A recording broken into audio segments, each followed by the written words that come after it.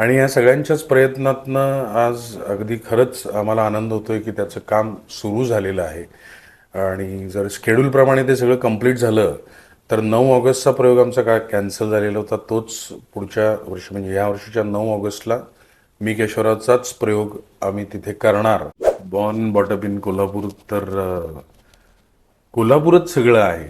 माझं शिक्षण सगळं इथे झालेलं आहे. पण त्या दोन्हीचा काडीचा संबंध नाही असं माझं म्हणणं आहे, to be frank.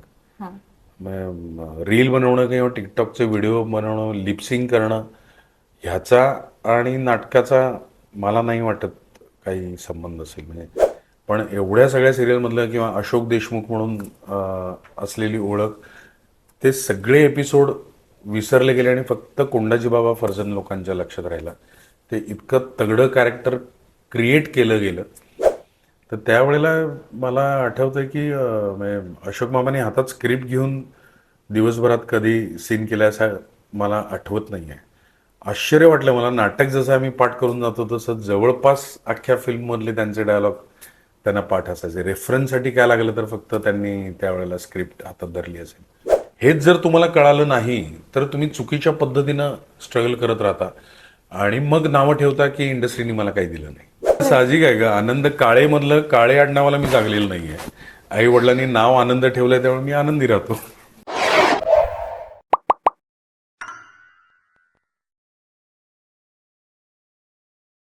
Welcome everyone. Four more थॉट्समध्ये आपल्या सगळ्यांचं स्वागत आहे. आज आपल्यासोबत हार्ट टू हार्ट गप्पा मारण्यासाठी आहेत आनंद काळे सर. नमस्कार सर. नमस्कार. Welcome to show sir. Thank you.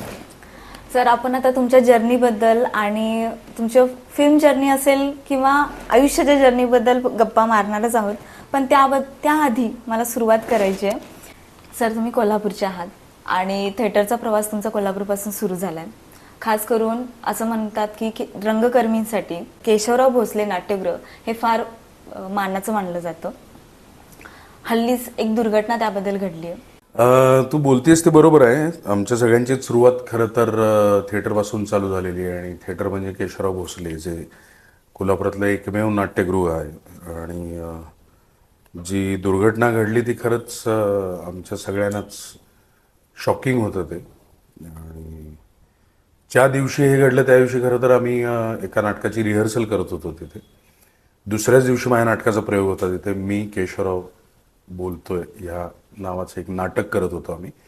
Keshavrao भोसलेंची जी जयंती होती त्या निमित्ताने किरण चव्हाण म्हणून आहेत, किरणसिंह चव्हाण, त्यांनी ते लिहिलेलं होतं आणि डिरेक्ट केलेलं होतं. तर केशवराव भोसलेंवरच्याच नाटकाची रिहर्सल करून आम्ही तिथून बाहेर पडलेलो आणि 10 मिनिटात फोन आला असेल की असं असं झालंय. परत आम्ही तिथे गेलो. ते सगळं बघितल्यानंतर खरंच म्हणजे मीच असं नाही, कोल्हापुरातली तमाम नाट्यकर्मी तिथे जमा झालेली होती. आणि त्याच दिवशी आम्ही ठरवलं की हे काहीही करून परत उभं करायलाच पाहिजे.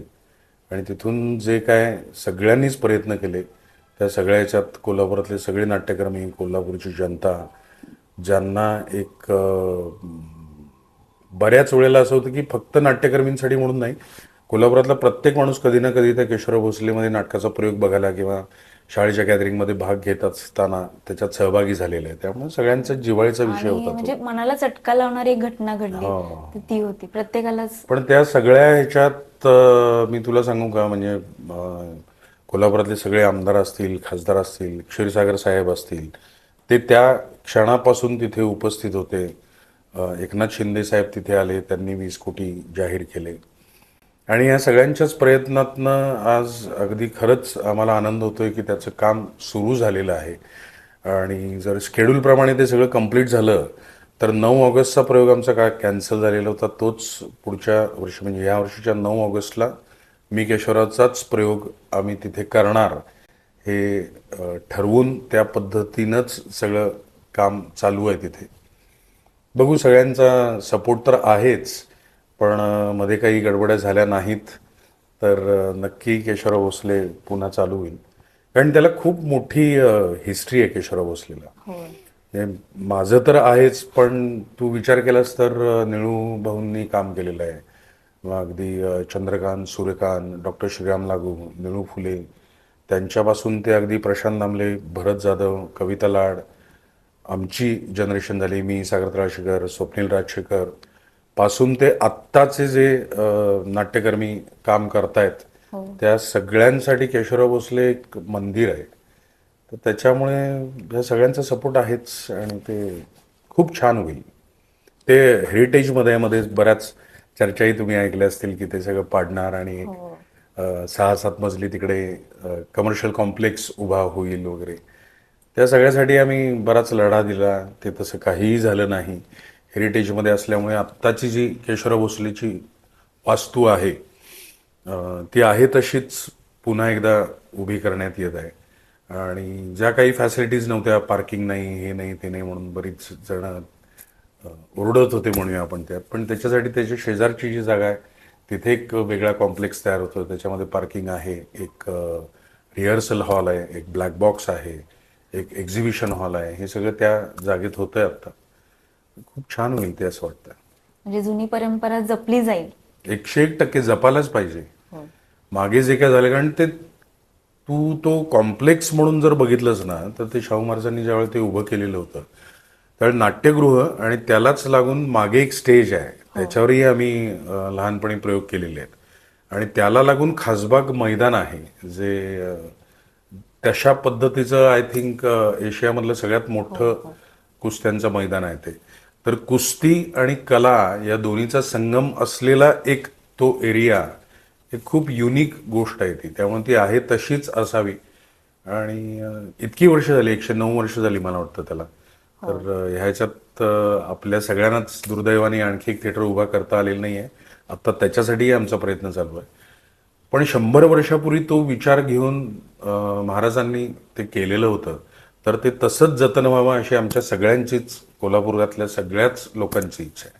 तर आता तुमचा लढा तर आम्हाला दिसतोच आहे की केशवराव वाचवण्यासाठी म्हणा किंवा केशवराव आहे तसंच जपण्यासाठी तुम्ही प्रयत्न करताय आणि तसं व्हावं अशी आमची पण इच्छा आहे. सर, मग लहानपणापासून तुम्ही कोल्हापूरमध्ये वाढलाय, तर तुमच्या खूप साऱ्या आठवणी असतील इथे कोल्हापूरबद्दल. ऑब्व्हियसली त्याबद्दल तुम्ही काय सांगाल? Born brought up in Kolhapur. तर कोल्हापूरच सगळं आहे. माझं शिक्षण सगळं इथे झालेलं आहे. लहानपणी माईसाहेब बावडेकर शाळा जी आहे तिथे 4थीपर्यंत आणि प्रायव्हेट हायस्कूलला 5वी ते 10वी आणि 11वीपासून ग्रॅज्युएशनपर्यंत कॉमर्स कॉलेजला. त्यामुळे सगळंच मित्रमंडळ माझं इथे आहे. माझं करिअर इथेच सुरुवात झालेली आहे. आणि कोल्हापुरातला माणूस म्हणजे तू कोणालाही विचारलंस तर सांगशील की तो बाहेर जाऊन फार सेटल होईल असं मला वाटत नाही. मी इतकी वर्ष मुंबईमध्ये काम करतोय, पण मुंबईत शूटिंग पॅकअप झालं की मी गाडीला स्टार्टर मारतो आणि रात्री 1-2 वाजले तरी कोल्हापुरात येतो. बऱ्याच वेळेला म्हणजे आमच्यातली सगळ्याच जणांचं तसं होतं की अर्धा दिवस सुट्टी असली तरी आम्ही इकडे येतो, घरी जेवतो आणि परत जातो. तर कोल्हापूरबद्दलचं ज्या गोष्टी आहेत ना त्या कोल्हापुरातल्या माणसांना माहिती आहेतच.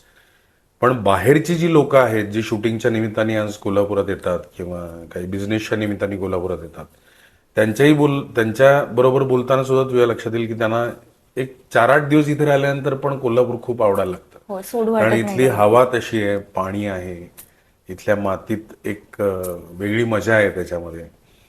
आणि असं खूप मोठं काहीतरी मेट्रो सारखं झालेलं नाहीये कोल्हापूर, थँक गॉड. की इथला एक कोल्हापुरी बाज जो आहे तो अजून पण टिकून आहे त्याच्यामध्ये. त्याच्यामुळे इथे राहायला मज्जा येते. एक कोल्हापुरी निवांतपणा असा तो पाहिजेच. कारण तू बाहेर गेलीस की म्हणजे मुंबईमध्ये पण आम्ही शूटिंगला जातो त्यावेळेला शूटिंगमध्ये वर्किंग आवर्स खूप जास्त असतात. मला नाही वाटत दुसऱ्या कुठल्याच इंडस्ट्रीमध्ये आम्ही जेवढं काम करतो तेवढं कोण करत असेल. बाहेरच्या लोकांना फक्त ग्लॅमर दिसत असतं, पण नॉर्मली 14 तास आम्ही काम करतो. तर 9ची शिफ्ट असेल तर 8 वाजता आम्हाला स्टुडिओत पोचायला लागतं. आणि मुंबईत जर शूटिंग असेल तर 8ला पोचायचं म्हणजे 7:30 वाजता तुला घरातून बाहेर पडायला लागतं. 1 तासाचा रन किंवा ड्राईव्ह करून पोचायचं. रात्री 10-10:30पर्यंत शूटिंग करून परत त्या ट्रॅफिकमधून 1.5-2 तास ड्राईव्ह करून यायचं.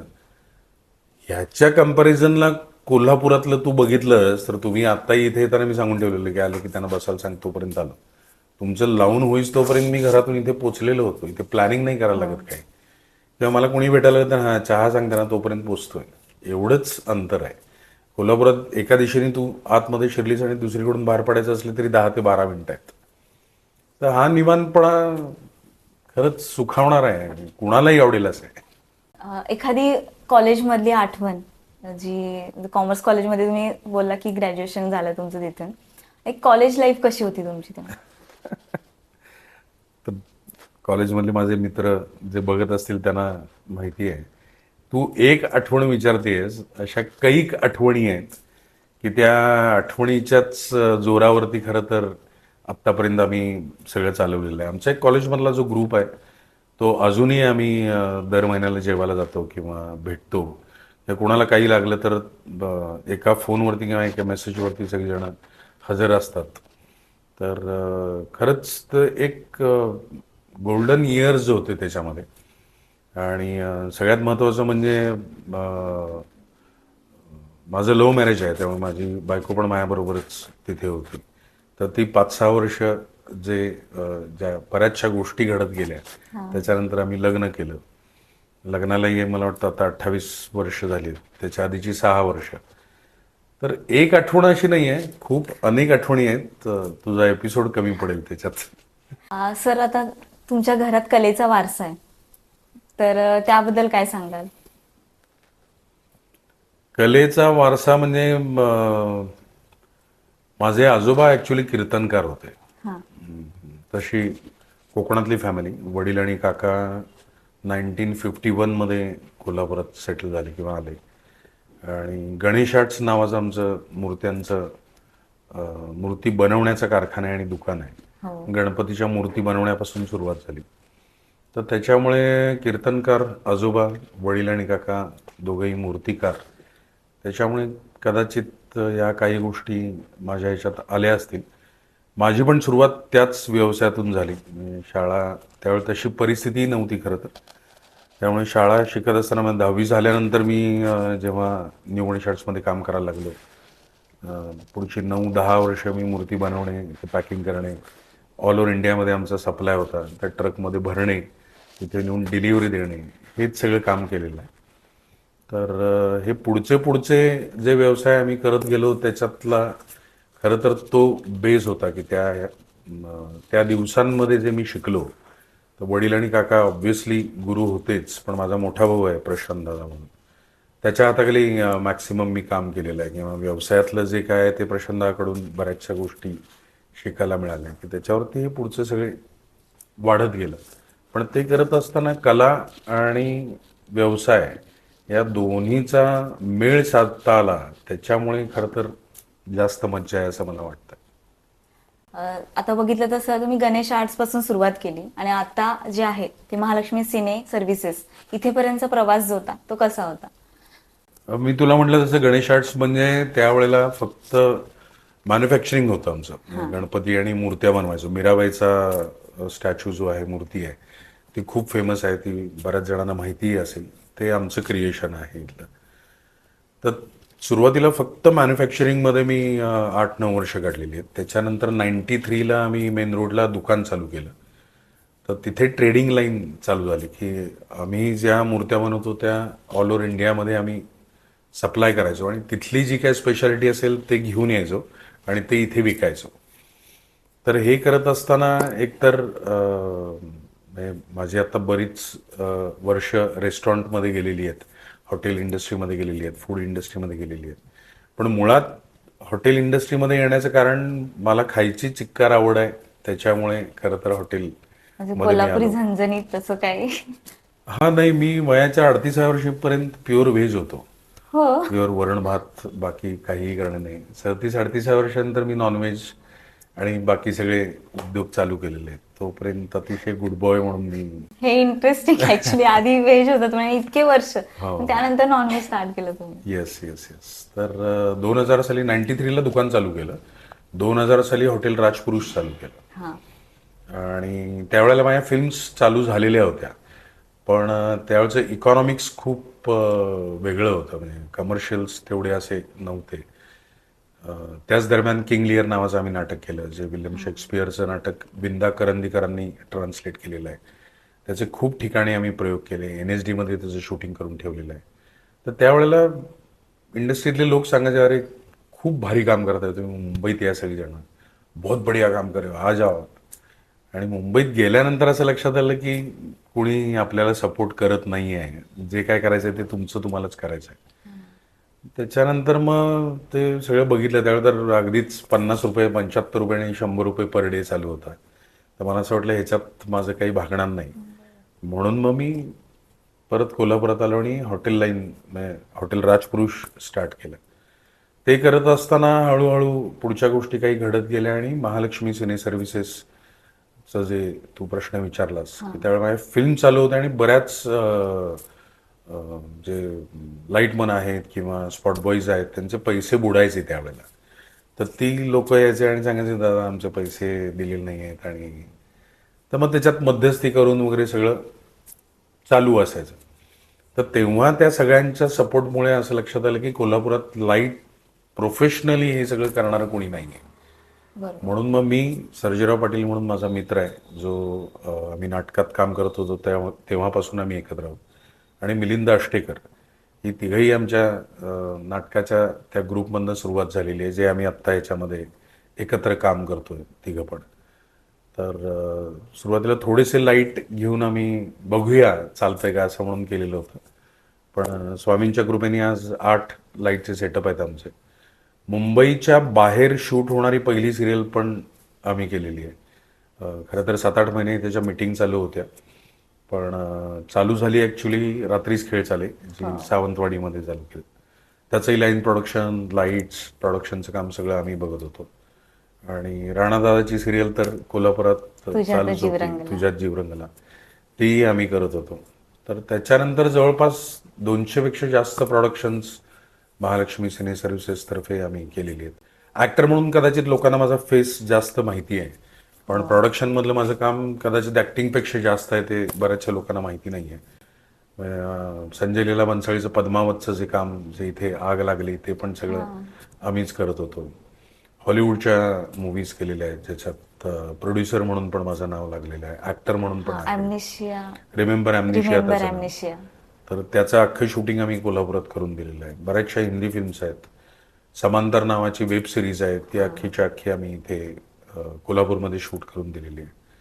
तर बऱ्याचशा फिल्म्स बऱ्याचशा सिरियल हिंदी मेहंदी ए रचनेवाली नावाची सिरियल आहे जी ती कोल्हापूरमध्ये त्याचा सेट लावून कोल्हापूर चित्रनगरीमध्ये त्याचं शूटिंग करून दिलेलं आहे. तर अशी बरीचशी कामं त्याच्यात आम्ही करत गेलो.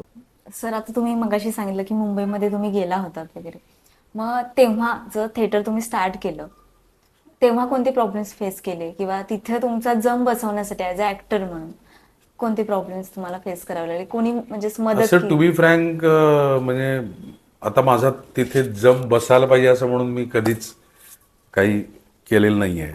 थिएटर कोल्हापुरातूनच स्टार्ट केलेलं होतं. त्याचे प्रयोग आम्ही मुंबईमध्ये केले पण बऱ्याच लोकांनी नाटक बघून ज्या वेळेला सांगितलं त्यावेळेला मग चला हे पण आपण करू शकतो म्हणून आम्ही करायला गेलेलो होतो.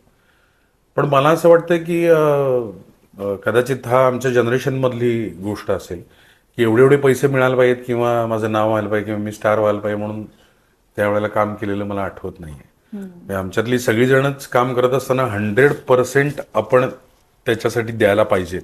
मग जे काय मिळेल ते मिळेल अशा जमान्यातला कदाचित मी असेन त्याच्यामुळे ती सुरुवात झालेली होती. पण ते स्ट्रगल करून वगैरे तसं काही झालं नाही. मी आज ताग्यात एकदाही फोटोशूट केलेलं नाही आहे किंवा स्ट्रगल करायला जाऊन ऑडिशन देऊन असं कधी झालं नाही त्या सगळ्या ह्याच्यात. त्या स्पर्धांमध्ये जे आम्ही नाटकं करत होतो त्यावेळेला काही प्रयोगाच्या वेळेला यशवंत भालकर म्हणून डिरेक्टर आहेत खूप फेमस आत्ता नाही आहेत ज्यांनी खरं तर मला फिल्म इंडस्ट्रीमध्ये आणलं. प्रकाश शिंदे म्हणून कॅमेरामन होते आणि यशवंत भालकर त्यांनी एकदा असं बघितलं आणि म्हटलं दिसायला बरं आहे हा काम पण बरं करतोय तर ह्याला घ्यायला काही हरकत नाही आहे. त्यावेळेला VHS कॅसेट्स असायचे आणि VHS वरती रिलीज होणाऱ्या काही एक फिल्मचा जमाना होता. तर त्याच्यासाठी म्हणून काही फिल्म्स चालू होत्या. तर त्यावेळेला त्यांनी पहिल्यांदा मला त्याच्यात कास्ट केलं. तेव्हाही माझ्या डोक्यात असं नव्हतं की आपल्याला हेच सगळं करिअर करायचं आहे म्हणून.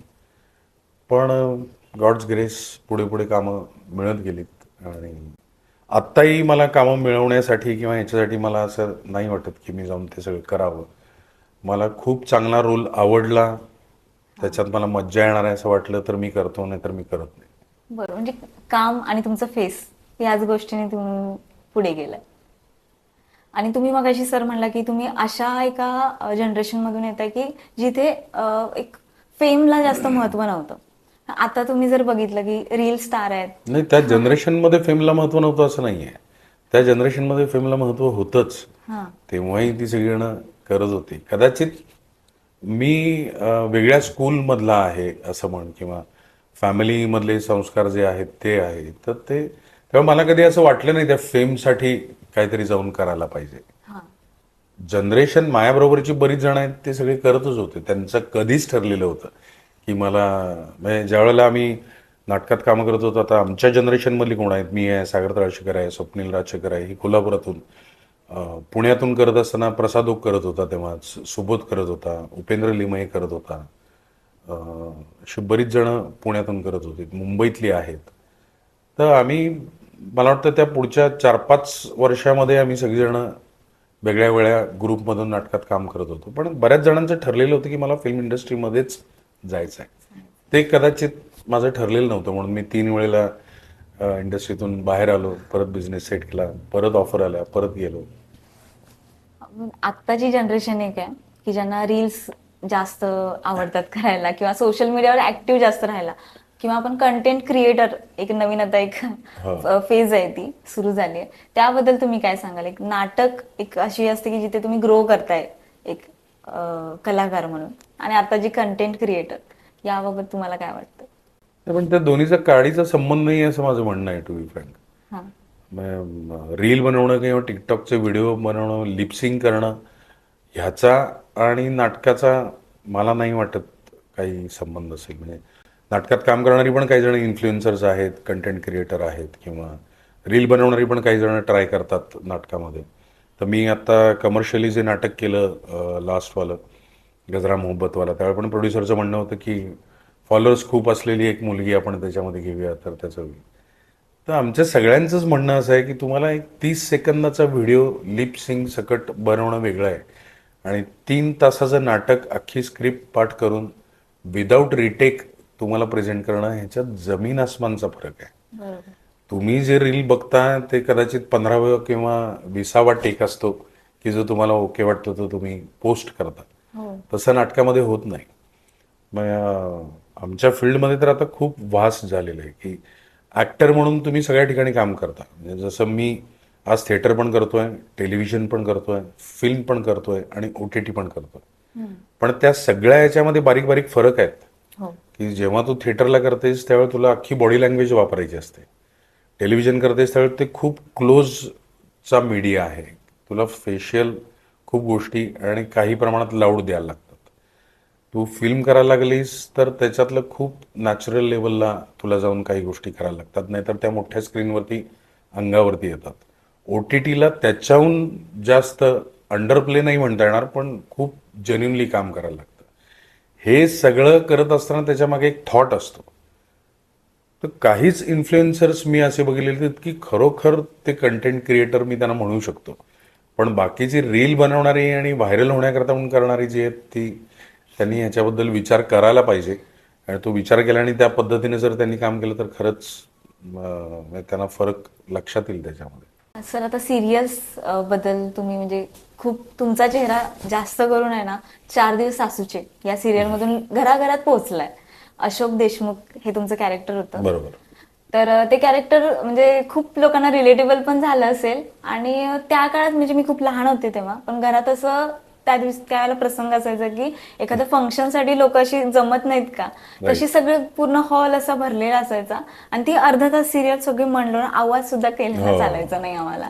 असं त्यावेळेचं ते एक्सपिरियन्स काय होता? कारण स्टारकास्ट खूप मोठी होती त्याच्यामध्ये. कसा एक्सपिरियन्स? रोहिणीताई होत्या त्यात, रोहिणी टंगडी, कविता लाड, प्राजक्ता दिघे, मी, आदित्य वैद्य. खूप म्हणजे 4 दिवस सासूचे 11-12 वर्ष चालली ती सिरियल. त्यातले 8 वर्ष मी करत होतो. इंडस्ट्रीतली मॅक्सिमम ॲक्टर्स छोट्या मोठ्या रोलसाठी त्या सिरियलमध्ये येऊन काम करून गेलेली आहेत. पण आत्ताचं जे टेलिव्हिजनचं वातावरण आहे ते आणि आम्ही त्यावेळेला करत होतो त्याच्यात आता खूपच फरक झालेला आहे असं मला वाटतंय. की खूप प्रिसाइजली त्या सगळ्या गोष्टी चालायच्या.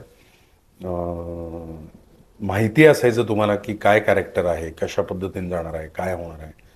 रोहिणीताईंसारख्या दिग्गज आमच्याबरोबर म्हणजे त्यांच्याकडनं खूप शिकण्यासारखं होतं. पहिली सिरियल, दुसरी सिरियल माझी ती.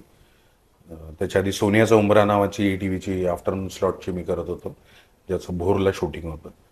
पण खूप छान वातावरण असायचं सेटवरती. आणि रोहिणीताई असतील, प्राजक्ता असेल, कविता असेल, खूप आपुलकीने त्यांनी, मी त्यावेळेला नवीन असताना सुद्धा त्यांनी त्याच्यात सामील करून घेतलं. घरातून सगळ्यांचे डबे येत आहेत, जेवणावळी होत आहेत, मज्जा होतीये, पुढे तुम्हाला काय करायचं ते माहिती आहे. आता तसं वातावरण टेलिव्हिजनमध्ये इतकं फास्ट झालेलं आहे आणि खूप वेगळ्या पद्धतीनं ते सगळं काम करतायत. तर त्या पद्धतीचं काम अजूनही व्हायला पाहिजे असं मला वाटतं. आणि एक सिरियल म्हणजे छत्रपती संभाजी महाराजांची सिरियल होती की स्वराज्य रक्षक संभाजी या नावाची सिरियल होती, आणि त्यामध्ये तुमचा रोल होता की कोंडाजी बाबा फर्जंद. करेक्ट. खूप मोठा रोल होता तो, खरं बघितलं तर. म्हणजे स्वराज्याच्या इतिहासात अनेक असे मावळे होऊन गेलेत की ज्यांचा इम्पॅक्ट खूप मोठा पडलाय. खरं. आणि त्या एका प्रसंगानंतर इतिहासाला कलाटणी मिळाली. तसं ते कॅरेक्टर होतं, आणि ऐतिहासिक कॅरेक्टर म्हणलं तर त्याला खूप मेहनत घ्यावी लागते. तर ते कॅरेक्टर करताना तुम्हाला कोणती मेहनत घ्यावी लागली? मेहनत पेक्षा तू जे आता म्हणालीस ना की इतिहासातले असे बरेच मावळे आहेत की त्यांच्यामुळे कलाटणी मिळाली, पण मला खरंच खूप अभिमान वाटतो. एकतर अमोल कोल्हे त्याचा प्रोड्युसर होता आणि संभाजीराजांची भूमिका त्यांनी त्याच्यात केलेली होती. त्याच्या आधी शिवाजी महाराजांची पण केलेली होती अमोलनी. तर त्यांनी ज्या पद्धतीनं ते सगळं ग्राफ केलं, चॅनलनी जो सपोर्ट केला, त्या प्रोजेक्टमध्ये खूप आधीपासून मी इन्व्हॉल्ड होतो खरं तर. पण बऱ्याचशा घडामोडी घडल्या, तेवढं बोलायला आपल्याकडे वेळ नाही आहे. पण कोंडाजी बाबा फर्जंद हे कॅरेक्टर तू इतिहासात बघितलंस तर त्याचे खूप थोडे संदर्भ वाचायला मिळतील. त्याच्यावरून प्रताप गंगावणे जे आमचे खूप मोठे रायटर आहेत की ज्यांनी लिहिलेल्या 2-3 फिल्म्स पण मी केलेल्या आहेत, त्यांनी ते सगळे रेफरन्स घेऊन तो एक म्हणजे वेगळे वेगळे पॉइंट जोडून ते एक कॅरेक्टर बनवलेलं होतं. आणि तू म्हणलीस तसं तो खूप मोठा रोल नव्हता खरं तर, खूप छोटा रोल होता. मला वाटतं अमोल त्यावेळेला खासदारकीचं तिकीट मिळालेलं होतं आणि त्याचा प्रचार आणि त्या सगळ्या ह्याच्यामध्ये कॅमिओ त्यांना पाहिजे होता, त्याच्यासाठी म्हणून ते आणलेलं एक कोंडाजी बाबा फर्जंद कॅरेक्टर होतं. पण जसे त्याचे रेफरन्स यायला लागले, प्रतापजींनी त्या गोष्टी समजावून सांगितल्या. आमचा डिरेक्टर आहे कार्तिक केंडे, तोही चांगला मित्र आहे माझा. तर त्यांनी ज्या पद्धतीनं ते सगळं प्रेझेंट केलं, त्याच्यामुळे आजच्या लोकांना कोंडाजी बाबा फर्जंद किंवा तशा पद्धतीचे मावळे समजले. नाहीतर नुसतंच पुस्तक वाचून समजेल असं नाही आहे. सो चॅनेल, अमोल कोल्हे किंवा कार्तिक केंडे, प्रताप गंगावणे, ह्या सगळ्यांचं कौतुक करावं तेवढं कमी वाटतंय मला. आणि त्या कॅरेक्टरची तयारी म्हटलीस तर ते अचानक तसा रोल आलेला होता माझ्याकडे. समीर कवठेकर म्हणून त्याचं प्रोडक्शन हेड होते, त्यांचा फोन आलेला होता आणि सचिन गद्रे क्रिएटिव्ह होते. तर ज्या वेळेला त्यांनी विचारलं की काय करतोय, आता आहेस का रे कामा, एक 16-17 दिवस पाहिजेत तुझे. तर सुरुवातीला तेवढाच रोल असणार होता कोंडाजी बाबा फर्जंदचा ट्रॅक. म्हणलं आहे जे काय, जे प्रोजेक्ट घेतलंय ते पुढच्या महिन्यात जाणार आहे माझं, म्हणून खरं तर त्याच्यात इन्व्हॉल्व झालं आणि इमिजिएट दुसऱ्या दिवसापासून त्याचं शूटिंग लागणार होतं. तर ते कसे दिसत होते किंवा त्यांचं गेटअप काय, इथून जे सुरुवात झाली ते दुपारी डायरेक्ट शूटिंगच चालू झालेलं होतं. म्हणजे अशी तयारी आज सच नाही. फोनवर प्रताप गंगावणे सरांशी जे काय बोलणं झालं, त्यांनी जे समजावून सांगितलं, कार्तिक केंडेनी त्यातल्या काही गोष्टी ज्या आपल्याला हव्या आहेत किंवा दाखवायच्या आहेत त्याच्यावर डिस्कशन केलं, त्याच्यावरतीच तो रोल केला. पण मला वाटतं त्याचा TRP अचानक बूम झाला आणि 2 TRP नंतर मग मला सांगितलं की थांब, कुठे जाऊ नकोस, आपल्याला तो थोडासा आणखी पुढे न्यायचा आहे. आणि तुला आश्चर्य वाटेल, मी आत्तापर्यंत 7,000 एपिसोड माझ्या नावावरती जमा असतील टेलिव्हिजनमधले, वेगळ्या वेगळ्या सिरियलचे. आणि त्यातला सगळ्यात छोटा रोल एपिसोड वाईज असलेला कोंडाजी बाबा फर्जंद. पण एवढ्या सगळ्या सिरियलमधलं किंवा अशोक देशमुख म्हणून असलेली ओळख, ते सगळे एपिसोड विसरले गेले आणि फक्त कोंडाजी बाबा फर्जंद लोकांच्या लक्षात राहिला. ते इतकं तगडं कॅरेक्टर क्रिएट केलं गेलं, त्याच्यामध्ये ऑब्व्हियसली ह्या सगळ्या माणसांचा हात आहे. मी एकटा असं करू शकत नाही ते. पण ते काम करताना पण मला खूप मज्जा आली. आणि त्यातलं एक सर म्हणजे खूप व्हायरल झालेलं रील आहे स्वराज्य म्हणजे काय, तुम्ही ते एक्सप्लेन केलंय ना, एक सीन होता तुमचा त्या हो लवंगीबाई सोबतचा आणि हो, तुम्ही तिथं एक्सप्लेन केलं पण की त्यातले बरेचसे खूप भारी डायलॉग जे झालंय ते. प्रतापजींनी लिहिलेले होते ना, ते आत्ताच्या तरुण पिढीने वारंवार ऐकायला पाहिजेत असं मला हो. वाटतं. वारंवार. कारण तू आत्ताही बघितलंस तर राजकारणातही बघशील किंवा आम्ही कार्यकर्ते म्हणून जे तरुण मुलं दाढी वाढवणे, नाम ओढणे म्हणजे सगळे संस्कार झाले असं नव्हे. याच्यावर कोणी ऑब्जेक्शन घेऊ शकतं, ज्याला बोलायचं असेल ते माझ्याशी बोलू शकतात ते. पण त्यांचे विचार जोपर्यंत तुमच्या आतमध्ये भिनत नाहीत ना, तोपर्यंत ते नुसतं गेटअप करून तुम्ही ते नाही होऊ शकत असं मला हो. वाटतं. आत्मसात नाही करतायत जोपर्यंत तुमच्या इथे मनात नाहीये तोपर्यंत. आता इंडस्ट्रीमध्ये इतके वर्ष काम करताय सर तुम्ही, अशोक सराफ, अशोक मामांच्या बद्दल काही किस्से असतील का? कारण ते खूप वक्तशीरपणाला फॉलो करतात असं ऐकलंय मी. नाही, फारच म्हणजे अशोक मामांच्याकडनं शिकण्यासारखं केवढं तरी आहे. एक युनिव्हर्सिटी आहे म्हणायला हरकत नाही. अशोक मामांबरोबर आय थिंक 5-6 फिल्म्स केल्यात मी. त्यातलं सगळ्यात जास्त आम्ही मज्जा केली ते आबा जिंदाबाद नावाची जी फिल्म होती त्यावेळेला अशोक मामा वडिलांचा रोल करत होते आणि मी मुलाचा रोल करत होतो त्यात. सोनाली कुलकर्णीची पहिली फिल्म आहे ती. त्या शूटिंगच्या दरम्यान मला वाटतं नटरंग तिचं झालं असेल साईड. तर त्याचं शूटिंग आम्ही खोपोली आणि पाचगणी आणि अशा बऱ्याच ठिकाणी करत होतो.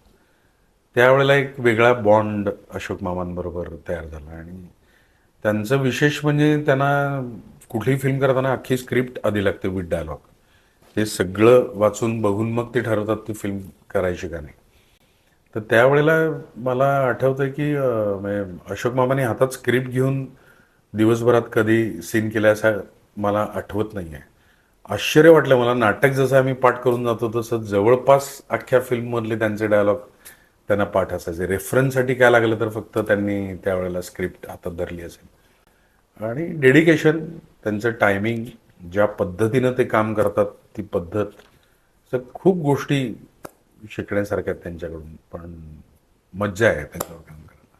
एखादा किस्सा जो त्यांच्यासोबतचा खूप मेमोरेबल आहे, विसरू शकत नाही मी असं. तसे तर किस्से तर बरेच आहेत. पण म्हणजे आम्ही खोपोलीत शूटिंग करत होतो त्यावेळेला शूटिंग पण करत होतो, राहत पण होतो एकत्र. रात्री जेवायला पण आम्ही एकत्र असायचो. तर त्याच्यातला एक सीन आहे की ज्याच्यामध्ये वडील आणि मुलाचं खूप भांडण होत असतं. तो सीन होता त्यामध्ये.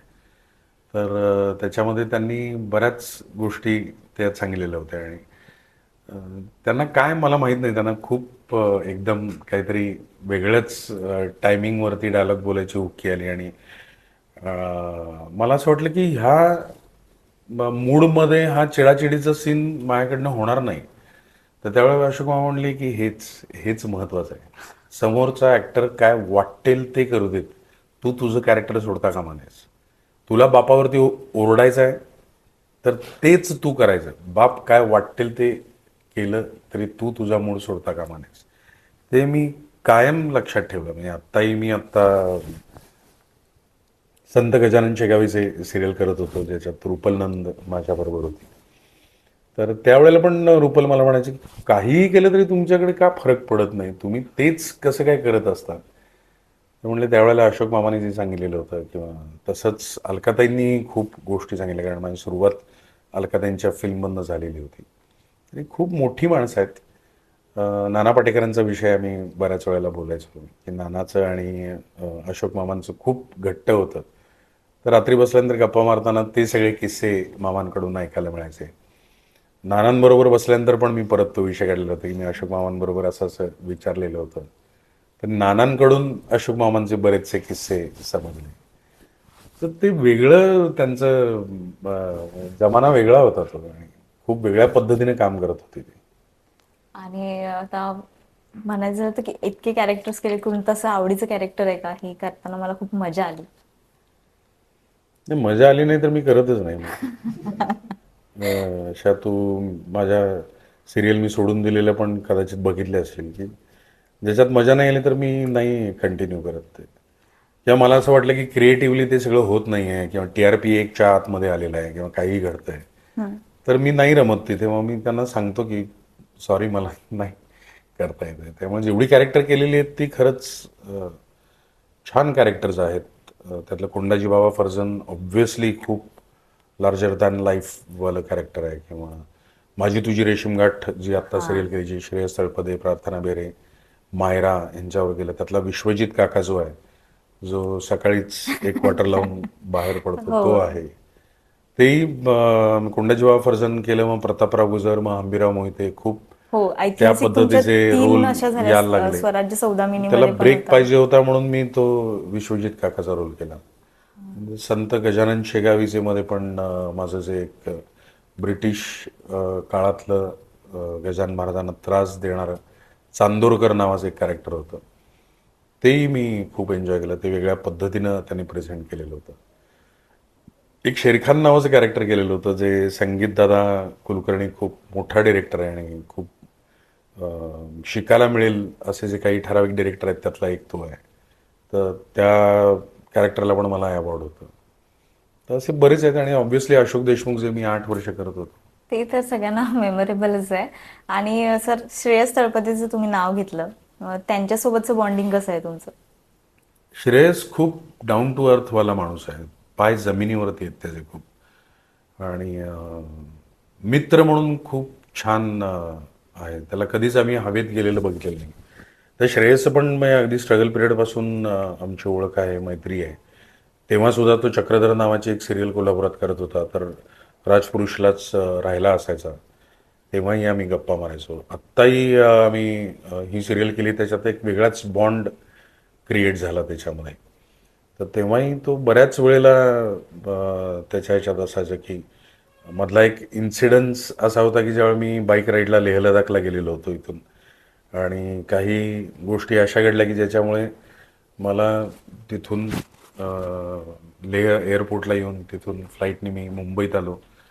एक दिवस शूटिंग केलं, परत फ्लाईट पकडली, परत तिकडे गेलो, बाईक घेतली, परत राईड कंप्लीट केली. तेव्हा पण मला श्रेय सांगत होतं, काय गरज पडली आहे तुला हे एवढं सगळं करायची, तब्येत आधी सांभाळायला पाहिजेस वगैरे. खूप केअरिंग आहे आणि खूप छान माणूस म्हणून चांगला आहे तो. आता तुम्ही बायकिंगचा विषय काढला, मग तुमचं खूप जास्त प्रेम आहे बाईकवरती. कारण आम्ही खूप फोटोज बघितलेत तुमच्या बाईकचे आणि तुम्ही बाईक रायडिंगचे. तर तो एक वेगळाच एक्सपिरियन्स आहे तुमचा. म्हणजे मधल्या बऱ्याच वर्षांमध्ये माझ्याकडे बाईक नव्हती, पण आता आयुष्यात हे एक राहून गेलं असं व्हायला नको म्हणून मी 2019 साली कावासाकी निंजा 1000 नावाची एक बाईक आहे, 1000 सीसीची, ती घेतली. माझं अखंड भारत फिरून झालेलं आहे, लेह लडाख, स्पिती. आणि मी टेम्पोत बाईक चढवली आणि चंदीगडला गेलो आणि मग केलं असं करत नाही. मी कोल्हापूर ते कोल्हापूर, जम्मू काश्मीर, लेह लडाख, स्पिती केलं आहे. कोल्हापूर ते कोल्हापूर, कन्याकुमारी केलेलं आहे. आत्ताही मी फेब्रुवारीमध्ये रण ऑफ कच्छ फेस्टिवल आहे, तिथेही बाईकनी जातो आहे.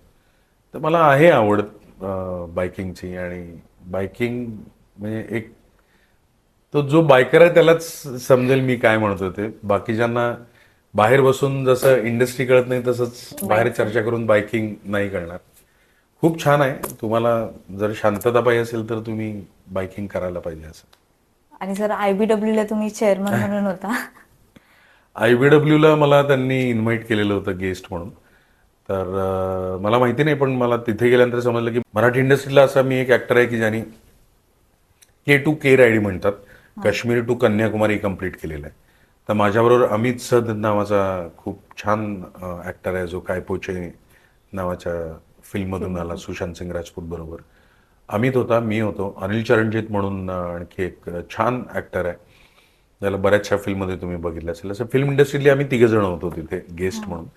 तर दोन्ही दिवस मेन स्टेजवरती माझी मुलाखत झाली, तिथे एक्सपिरियन्स शेअर करायला मिळाले. आणि बायकिंगमधला खूप मोठा इंटरनॅशनल फेस्टिवल आहे तो. तर तिथे इन्व्हाइट करणं मला हे माझ्यासाठी, कोल्हापूरसाठी आणि मराठी फिल्म इंडस्ट्रीसाठी पण सगळ्यांसाठी. मोठी गोष्ट आहे असं मला वाटतं. आता सर बघितलं तर साऊथ मधल्या ज्या फिल्म्स असतात त्या हिट होत आहेत, कारण त्यांचं डबिंग केलं जातं इतर सगळ्या लँग्वेजेसमध्ये, आणि ऑल ओव्हर इंडियामध्ये त्या हिट होतात. पण मराठी फिल्मचं तसं होत नाहीये. मग त्यासाठी कारण डबिंग हे असू शकतं की आणखी काही आहे? कारण मराठीकडे स्टोरी आहेत.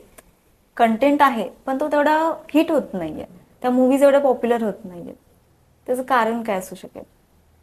नाही नाही, ते काय, ते सायकलमध्ये अडकलेलं आहे. एक सायकल असते त्यात की फिल्म ज्या वेळेला हिट व्हायला लागतील तेव्हा आम्ही बजेट वाढवू, आणि बजेट वाढवताना प्रोड्युसर म्हणतो की हिट होणार आहे का, गॅरंटी आहे का, तर मी एवढे पैसे लावायला तयार आहे. साऊथच्या फिल्मचं आणि मराठी फिल्मचं कंपॅरिझन होऊ शकत नाही असं माझं म्हणणं आहे. कारण साऊथला तू गेलीस तर साऊथच्या पण 2 फिल्म्स केलेल्या आहेत मी. तर त्यांचं काम करण्याची पद्धत किंवा त्यांचं बजेट किंवा लार्जर दॅन लाईफवाली कॅरेक्टर्स, तिथले ऍक्टर्स जे आहेत त्यांना पब्लिक पूजा करतात हो. ऍक्च्युली. असा कुणीही आपल्याकडे नट नाही आहे असं माझं म्हणणं आहे. सॉरी, सगळेजण माझे मित्र आहेत पण तरी त्यांच्या कंपॅरिझनला असं कुणी नाही आहे असं मला वाटतं. मग तिथल्या एखाद्या सुपरस्टारनी कसलीही फिल्म केली तरी सुद्धा पहिले 2-3 आठवडे तिकडे हाऊसफुल चालते. हे तिकडचं कल्चर आहे. हो.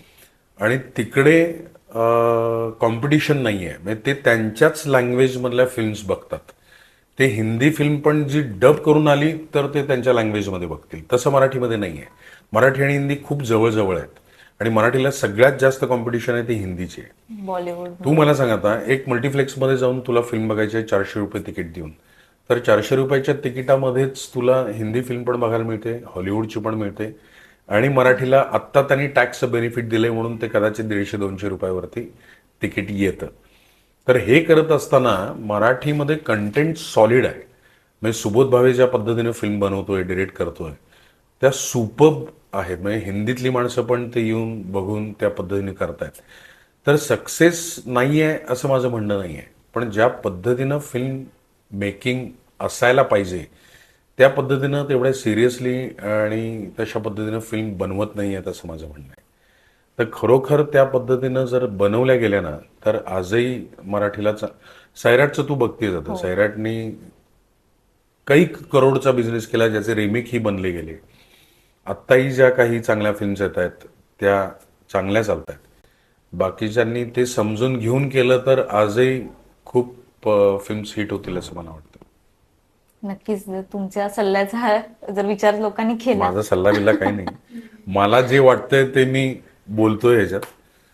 ज्यांना जे करायचंय ते ते करू शकतात. त्याचा फायदा होईलच आपल्याला असं वाटतं. May be. सर, आता हे पण आहे की माध्यमं बदलत आहेत, वेगवेगळे प्लॅटफॉर्म्स येत आहेत, मग त्याच्याबद्दल तुम्हाला काय वाटतं की थिएटरच बेस्ट होतं की आता जे वेगवेगळे प्लॅटफॉर्म्स येत आहेत ते कुठलं ऍक्सेप्ट तरी केले एक पाहिजे? बेस्ट असं असतच नाही कधीच, हां. कधीच असत नाही. थिएटर हा प्लॅटफॉर्म आहे. जो ऍक्टर किंवा डिरेक्टर किंवा रायटर थिएटर करून आलेला आहे ना तो कधीच कुठे कमी पडणार नाही. पण जर मगाशी तू विचारलंस की रील, टिकटॉक किंवा हे करून आलेली आहेत, त्यांच्याकडे कुठला बेस आहे ह्याच्याबद्दल मला शंका आहे की ते काय थॉट घेऊन येतात किंवा ती प्रोसेस जी असते नाटकाची. तर इथेही नाटकात काम करणारी बरीच जण आहेत. तर ऍक्च्युली त्या रिहर्सलमध्ये तुम्ही जे तयार होता ना ते महत्वाचं आहे. तुम्ही कशा पद्धतीने विचार करायला पाहिजे, काय पद्धतीनं प्रेझेंट करायला पाहिजे, ह्याच्यामुळे एक ऍक्टर तयार होतो आणि त्याच बेसवरती मग दुसरी कुठली माध्यमं तू म्हणतेस तशी असतील त्याच्यामध्ये तो काम करू शकतो. असेही मी को ऍक्टर्स माझ्याबरोबरचे बघितले की ज्यांनी आयुष्यात कधीही थिएटर केलेलं नाही पण खूप छान उत्तम काम करतायत. ती ब्लेस्ड आहेत, त्यांना त्या सगळ्याची गरज नाही आहे. म्हणजे आत्ताचं उदाहरण तर मायरा आहे, म्हणजे परीचा रोल करत होती. छोटी आहे ती, तरी तिने ती छान. किती, म्हणजे ज्या वेळेला माझी तुझी रेशीमगाठ आमचं चालू झालं त्यावेळेला मला वाटतं 4 वर्षाची पण नव्हती ती. 3.5 पावणे 4 वर्षाची असताना तिला जी काय समज होती, म्हणजे कुठली तरी जुनी हिरोईन तिच्यात घुसली आहे किंवा सरस्वतीने हात ठेवलाय असं काम करायचे ती. हो, तिने खूप सुंदर काम. मग काय ते उपजतच आहे होतं तिच्यामध्ये. तर डिपेंड्स, तुमच्याकडे उपजत असेल तर त्याला पॉलिश करून त्याला झळाळी आणायला पाहिजे. आणि जर एखादी गोष्ट नसेल तर ऍक्टर, डिरेक्टर किंवा कुठलाही तंत्रज्ञ असेल तर त्यांनी ओळखायला पाहिजे की हे माझे मायनस आहेत आणि हे माझे प्लस आहेत. तर मायनस झाकायला पाहिजे आणि प्लस वरती आणायला पाहिजे. ह्याच्यासाठी थिएटर गरजेचं आहे. हेच जर तुम्हाला कळालं नाही तर तुम्ही चुकीच्या पद्धतीनं स्ट्रगल करत राहता आणि मग नावं ठेवता की इंडस्ट्रीने मला काही दिलं नाही. हे तुम्हाला आधी स्वतःला कळायला पाहिजे की माझी पर्सनॅलिटी काय आहे, माझा जॉनर काय आहे, माझे मायनस काय आहेत, मी काय केलं तर ते पुढे जाईल, हे समजून घेऊन केलं तर त्याच्यामध्ये तुम्ही काम उत्तम करू शकता. त्याच्यामुळे त्याच्यासाठी थिएटर गरजेचं आहे. कुठलंही एक हे माध्यम चांगलं आहे आणि हे नाही आहे असं होऊच शकत नाही. आणि आता आनंद काळे म्हणलं तर फुल ऑफ लाईफ जगणारा माणूस असं म्हणता येईल का? कारण आता कारण साहजिक आहे का, आनंद काळे मधलं काळे आडनावाला मी जागलेलं नाहीये. आई वडिलांनी नाव आनंद ठेवलंय त्यामुळे मी आनंदी राहतो. अगदी. सर, मग तुमची आता थिएटर, सिरियल्स, फिल्म्स केल्या तुम्ही, हॉटेल इंडस्ट्रीकडे आला, बिझनेसमन झालाय, तर मग सक्सेसची व्याख्या तुमच्या दृष्टीने काय? असे काही व्याख्या नसते. एक व्याख्या मला कळाली आणि मी सक्सेस झालो अशा भ्रमात कुणीही राहू नये. त्यातल्या त्यात मी तुला मगाशी म्हटलं तसं की मला एवढे पैसे मिळणार आहेत किंवा मला सक्सेस मिळणार आहे किंवा हे, हा नंतरचा भाग आहे. तुम्ही आधी 100% द्या तरी आधी. आत्ता मी बरीच जण बघतोय, म्हणजे मला असं अख्खं यंगस्टर्स बद्दल नाही आहे बोलायचं, त्यात ही खूप छान काम करणारी, माझ्याबरोबरच माझ्या मुलाचा रोल करणारी किंवा मुलीचा रोल करणारी खूप छान माणसं आहेत त्याच्यामध्ये. पण मॅक्सिमम लोकांचं असं आहे की शॉर्टकट शोधायला जातात, तो नसतो कधी आयुष्यात. तो म्हणजे तिकडे जाऊ नका तुम्ही 100% द्या, कष्ट करा, बुद्धी चालवा, गधा मेहनत करू नका, तर ऑटोमॅटिकली सक्सेस मिळणारच तुम्हाला. कुठे जाणार आहे तो तुम्ही जर तेवढे कष्ट करत राहिला तर? बरोबर. जाऊ दे कुठे जायचं ते, तू काम करत राहा. तू काम करत राहिलास तर एक ना एक दिवस भले डिले होईल पण तुला मिळणार. एवढं मला आतापर्यंत कळालेलं आहे. सर, खरंच खूप मजा आली तुमच्याशी आज गप्पा मारताना, की एकदम हार्ट टू हार्ट गप्पा झाल्या असं मला तरी वाटतंय. थँक्यू.